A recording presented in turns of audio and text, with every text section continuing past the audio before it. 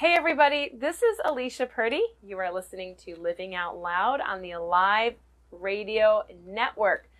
Today is Memorial Day, and I'm going to take a little time at the top of the show to talk about Memorial Day and some of the things that are going on as we spend a day remembering. It's certainly a lovely day to spend with family, and a lot of people have time off of work, which is great. But sometimes I think we get so busy thinking about what we're going to barbecue that we forget the importance and the significance of Memorial Day. So let me just tell you one thing that a lot of people, if you're in the military, you already know this, that a lot of people confuse. Veterans Day, which is in November, is for men and women who have served in the wars and in the military in the United States of America, and those who have died living a full life.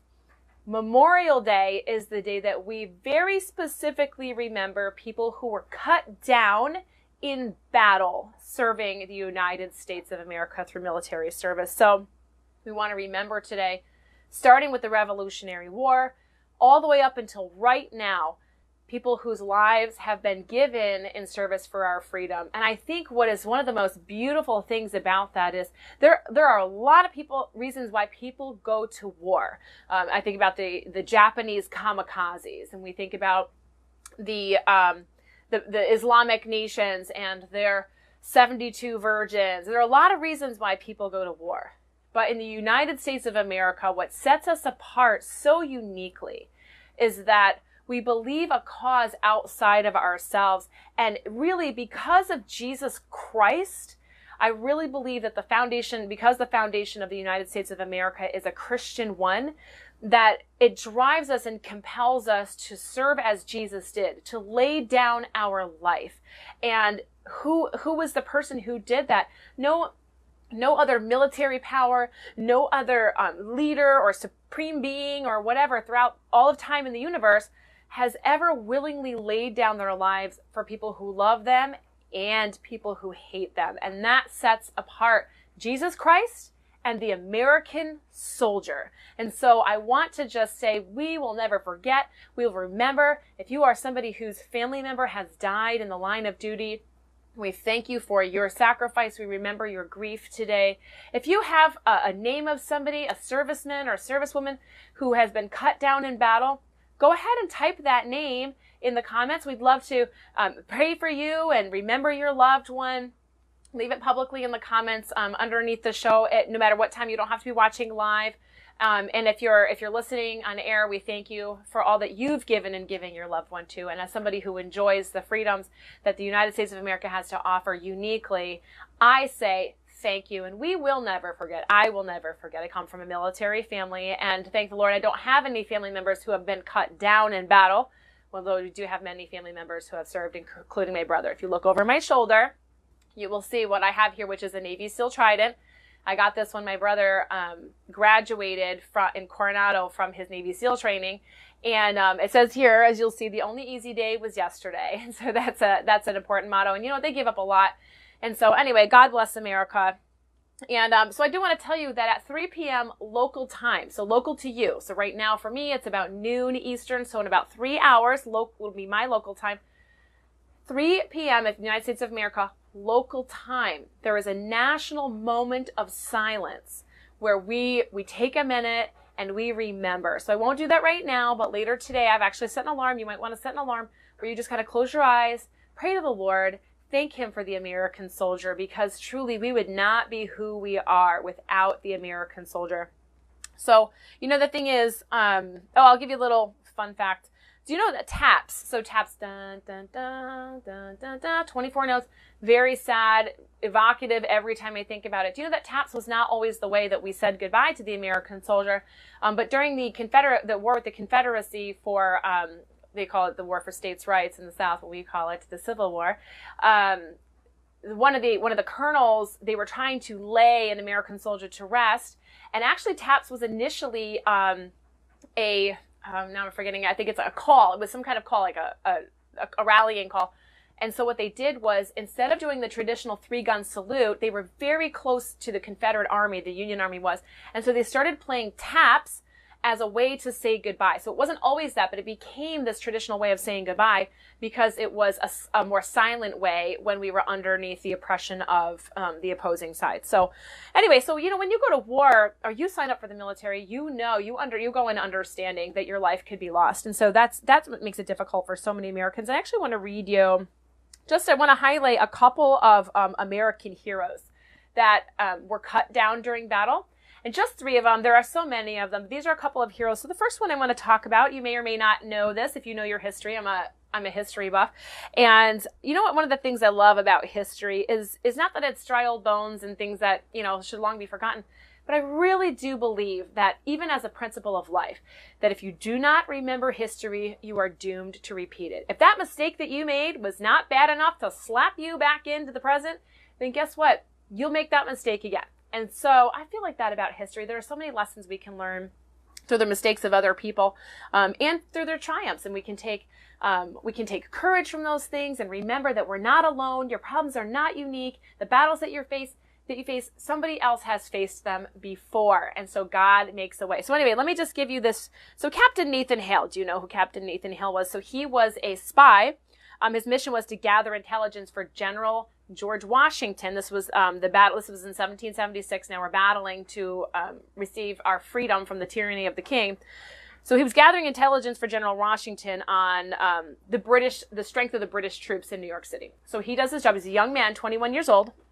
Nathan Hale was captured, and he was hung for treason against the crown. He was hung as a spy at age 21. So does anyone know what famous thing that Nathan Hale says? Some of the most beautiful words that you can say, I believe, as an American, which was this. So he wrote some letters as he knew he was dying. He was going to the gallows. He was allowed to write some letters. And so what he said here was, I regret that I have only one life to give for my country. What a beautiful sentiment that was. And so Captain Nathan Hale went down in history for bravely facing death and for giving his life at such a young age. So let me give you just one, I'll give you 2 more.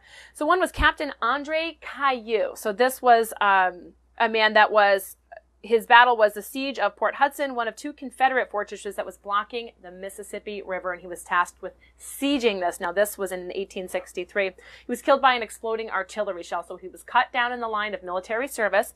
So here's what he did. So he led, this is really exciting. So he led the all-black 1st Louisiana Native Guard, and he fell during an assault. But I'll tell you this, even though it seemed like maybe he didn't accomplish a whole bunch because he was killed during like this first siege that he was leading, let me tell you what his death did. So his death, he inspired thousands of freed slaves to fight for the Union. And that was huge. That changed the course of the world, actually.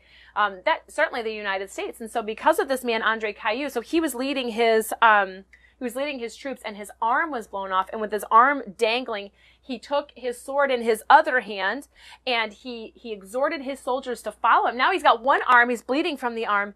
And anyway, he was under fire, and while he was under fire, he was killed by an artillery shell. Now, you could look at his life and say, well, he didn't really accomplish a whole lot in his life. In his one thing he did, he was cut down. And he might never have realized until he went on to glory with the Lord to realize, if he were a Christian, I don't know that part of his story, to realize what an effect his life had, that thousands and thousands of freed black slaves decided that they were going to rise up because of his example. And certainly that happens to so many of us. We really feel like our life is maybe of no effect. We haven't, we reached the end of our lives. I've seen it. I've heard about it. You start to look at what you've done, and maybe you died never seeing. Just like we know in Hebrews 11, a lot of people died without ever seeing the promise of salvation.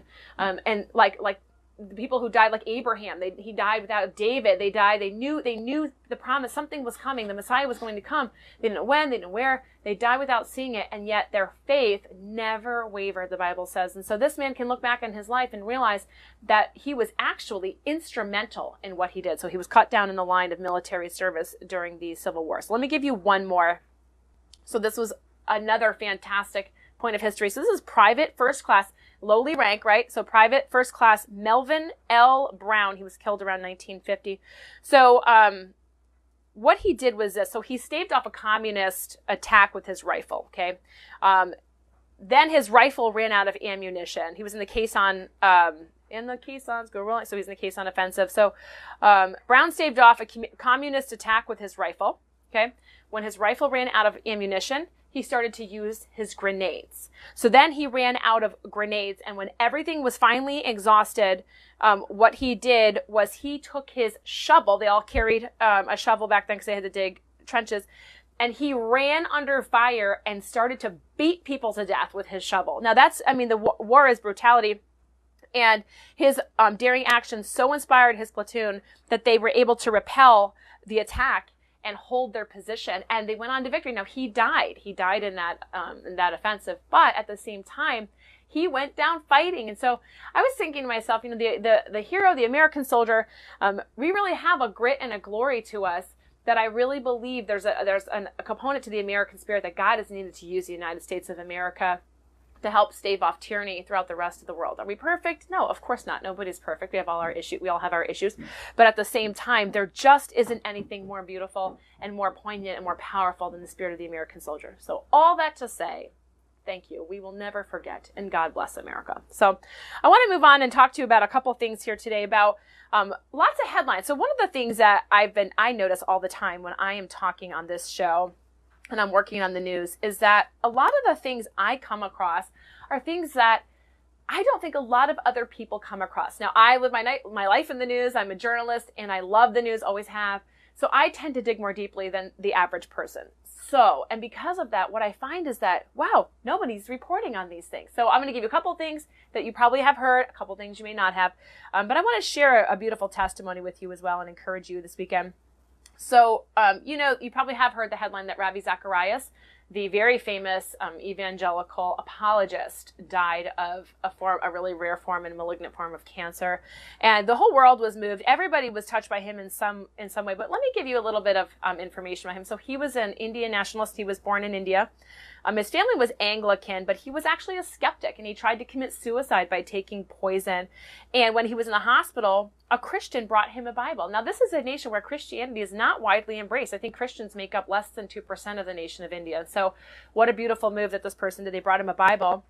And he read the words, Jesus' words to Thomas, the apostle, who we know, unfortunately for Thomas, the one thing that made him famous was his doubting. But, it's all there for a reason. So he read the words Jesus said to Thomas, because I live, you will also live. And the Holy Spirit spoke to him that he would have a new life defined by the author of life. And so he committed his life to Christ. And he committed this with this commitment. He said that he would leave no stone unturned in the quest for the truth. And that's what he really hinged his ministry on, was a quest for the truth. And so I want to share this. This was a great, I can't ever wrap up all that he ever did and wrote. He wrote many, many books. He traveled the world and spoke. But this is one thing that he said that I loved. So Ravi Zacharias argued that a coherent worldview must be able to satisfactorily answer 4 questions. Now, we all have a worldview. Whether you have a humanist worldview and you're the center of the world, or a Christ-centered worldview. Anyone outside, I'm just going to challenge you with this thought. Anyone outside of a Christ-centered worldview has a humanistic, me-centered worldview. Everything stems around you and everything flows out of you, whether it's good or it's bad or whatever it is.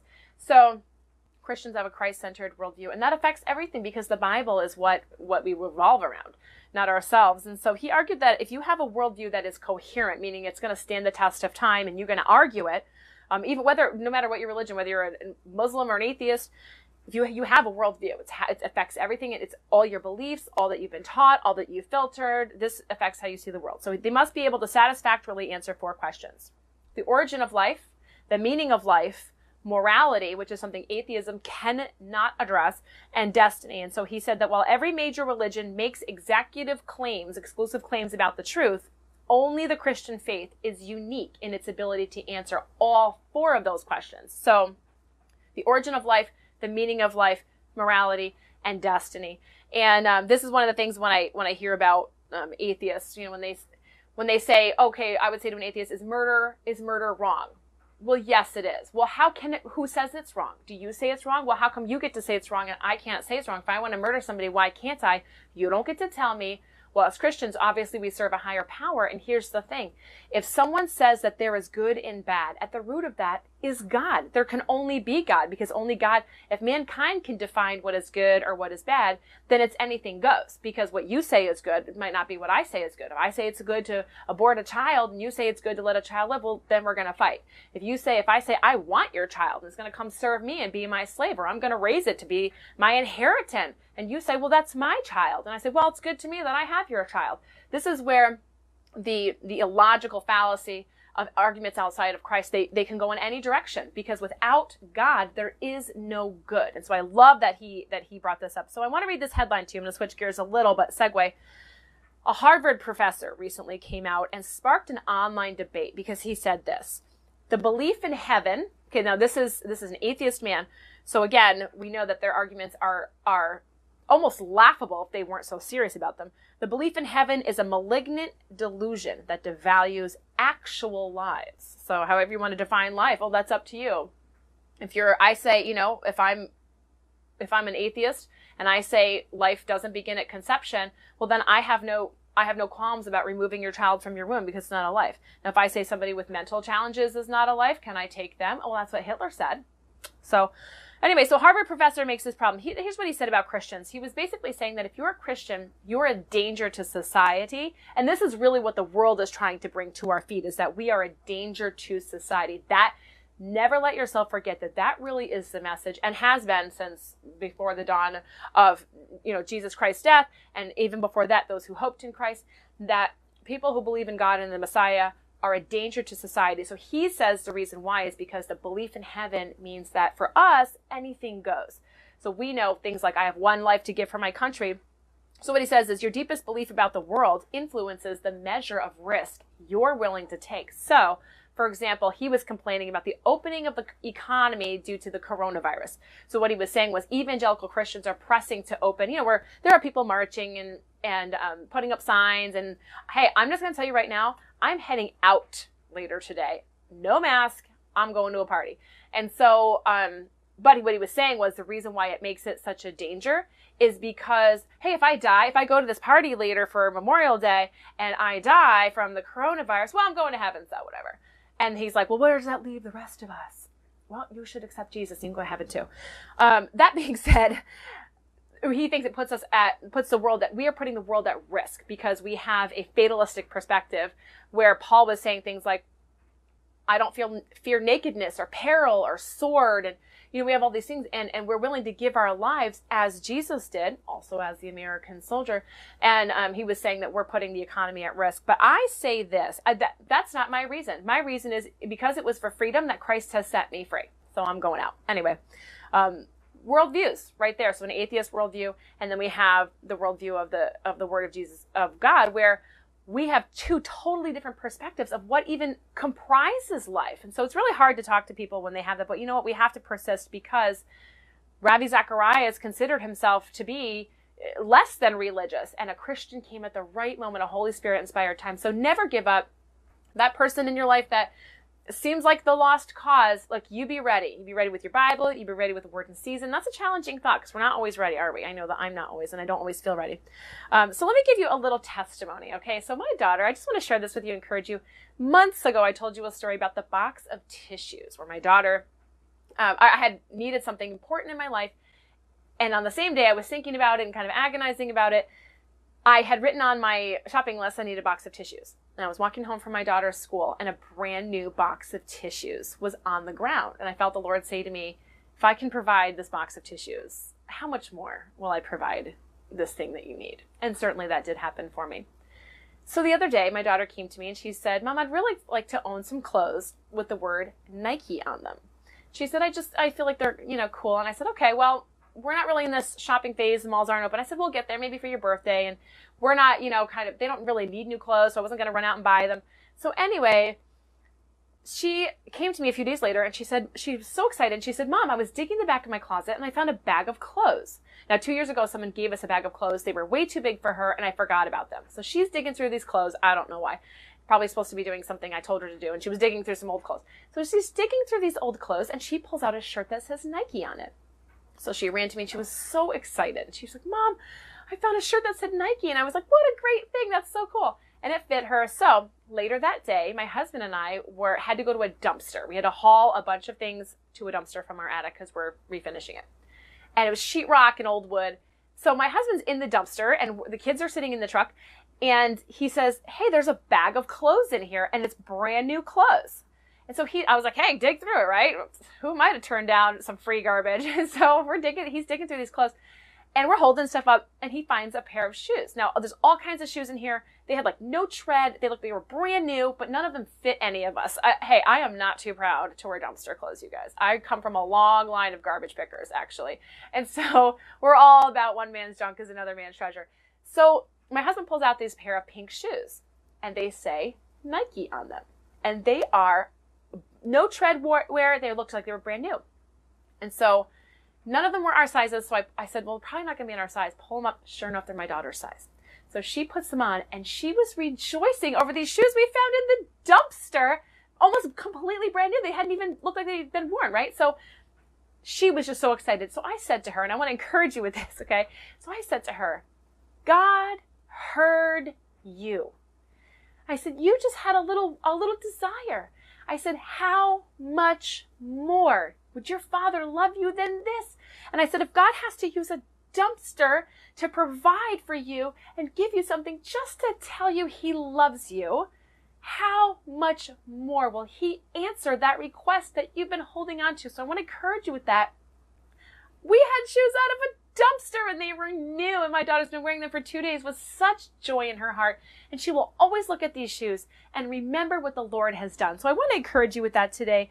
Never, never, never think that God can't provide that any way he sees fit, first of all, but also he heard you.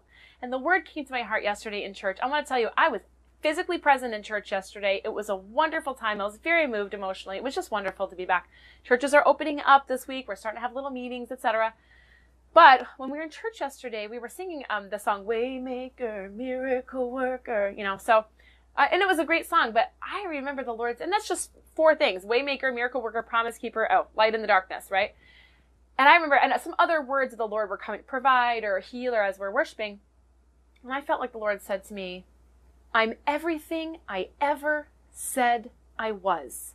And it really struck me, really in my spirit, that he's everything he ever said he was. So whatever that is that you're looking, remember the dumpster. Remember the dumpster shoes my daughter is wearing on her feet, because she will look at those shoes forever and remember, God heard you. Your answer is on its way, and whatever he needs to do to get you what you need, my friend, he'll bring it to you. So anyway, let me just give you a couple little things. We've only got, my goodness, 7 minutes left. Okay. So if you've been watching the news, I'm going to give you a couple things you're not hearing about, and I want to give you some thoughts. Oh my goodness, I'm over-prepared. So Joe Biden, you ain't black. Have you heard about that? Joe Biden gives this horrible interview to a radio host who was of African-American descent. And he said something essentially along the lines of, if you vote for Donald Trump, even if you're black, you're not really black. You ain't black. He even said it like that. He even had the gall to act like he has any kind of street cred, right? So he's like, you ain't black, right? So everyone's all upset. Some people, some black people are fine with it. Some people are not. So, but here's the thing, okay? How dare you marginalize me and reduce me and tell me who I am? So if I'm a woman and he says, if you're against abortion, you're not a woman. Oh yeah, I'll show you what a woman can do. Like I can't think for myself. And if I disagree with you, my punishment is that you're going to strip me of one of the things that I identify as an inherent aspect of my existence. So how about this? If you vote for Joe Biden, you aren't a Christian. Or if you vote for Bernie Sanders, you aren't a Christian or an American. Okay? How does that make you feel? Now, whether or not I really believe that, I'm just saying it to be incendiary, you guys. But does that feel good? No. He says these crazy things, but don't get me started. But anyway, if you vote for Joe Biden, you can still be black. By the way, if you vote for Donald Trump, you can still be black. It's all okay. So you make a decision voting the scriptures. In fact, let me just say this. Liz Joy, I had an extended interview last week with Liz Joy. I highly recommend that you check it out, even if you're not local, because we discuss some very important issues in terms of Christians and voting. Did you know that more than half of Christians don't even bother to vote? because they look at the candidate like, well, he doesn't really represent me. Well, none of them are going to, but you still need to vote. Today is Memorial Day. People have died so that you could vote. The best way you can say thank you is to exercise that right. Now, maybe you have to hold your nose and vote. In fact, I had someone tell me years ago, they said, oh, just vote for Hillary Clinton. Just hold your nose and vote. And I said, I'm holding my nose and voting for Donald Trump, actually. And anyway, they walked away from relationship with me, which was fine. It was no big loss. But because I wouldn't vote for Hillary Clinton, because I don't vote on gender. I don't vote based on color. No way. I don't care if you're a woman. You're not getting my vote just because you're a woman. You better be the right woman or get out of my way. Now, Donald Trump, yeah, I had to hold my nose. He wasn't my favorite candidate at the time. But boy, am I proud. We needed, you know what, people think he's a bully. I have to tell you, this is my real thought. We need a bully right now. And look at what we're going through. He's standing up to China.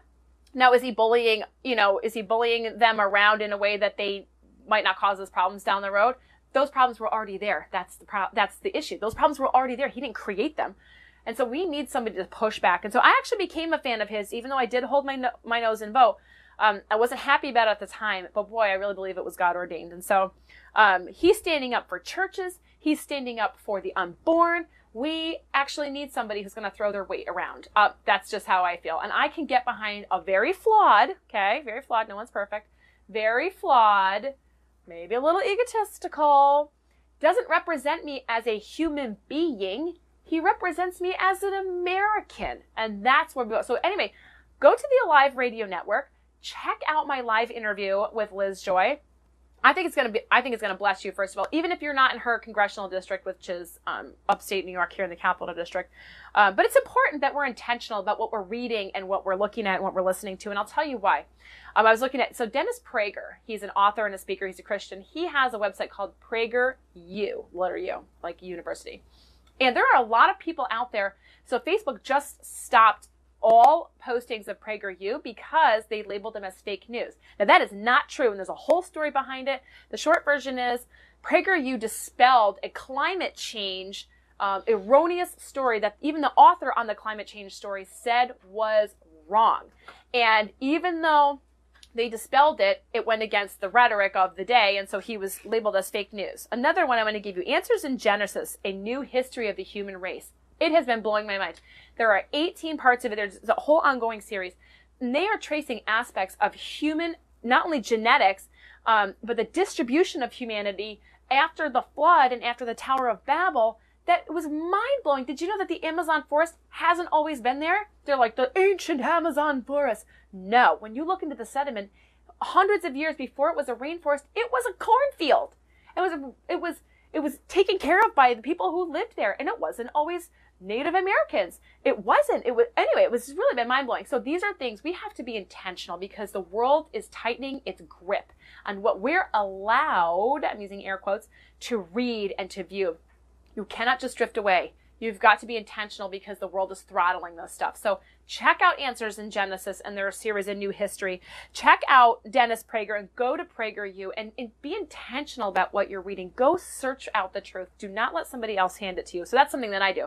I need to give you a really quick warning with our remaining time here. My children were watching Disney Plus this week and a new Disney short came out and they kind of called to me. I was busy and they said, hey, can we watch this new show called Out? You guys, whatever. It should have been a red flag right there. So I'm like, yeah, go ahead. All of a sudden, my daughter comes in 5 minutes later and says, it's gay. And I said, what are you talking about? It's gay. And she said, there's men kissing. It was a cartoon on Disney Plus, one of the new shorts. It's called Out. For the love of God, avoid it. I literally in that moment apologized to my children for being lazy. I knelt down on the floor and held them to me and repented before the Lord for not watching what my children, for filtering what they watch. I let my guard down and they saw two men kissing.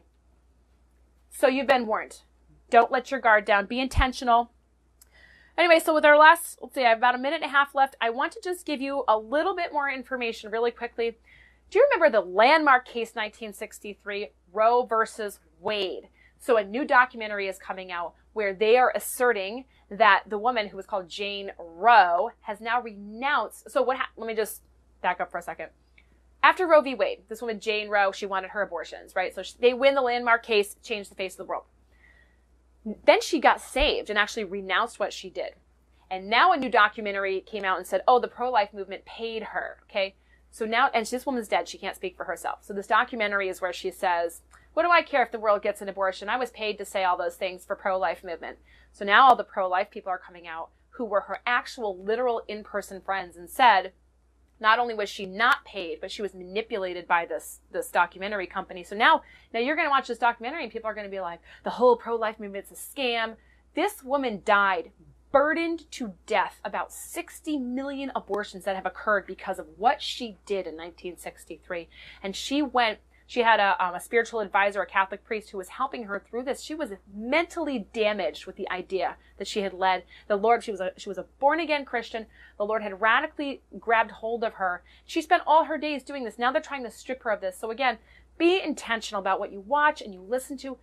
The right stuff is out there, but the world is throttling that information. You've got to go find it. So with all of that, take a minute this day, 3 o'clock, local time to you, and remember the fallen Americans. Thank you for joining me. Don't forget to tune into Erica later this week, Thursday at noon at Home and Abroad. God bless your day.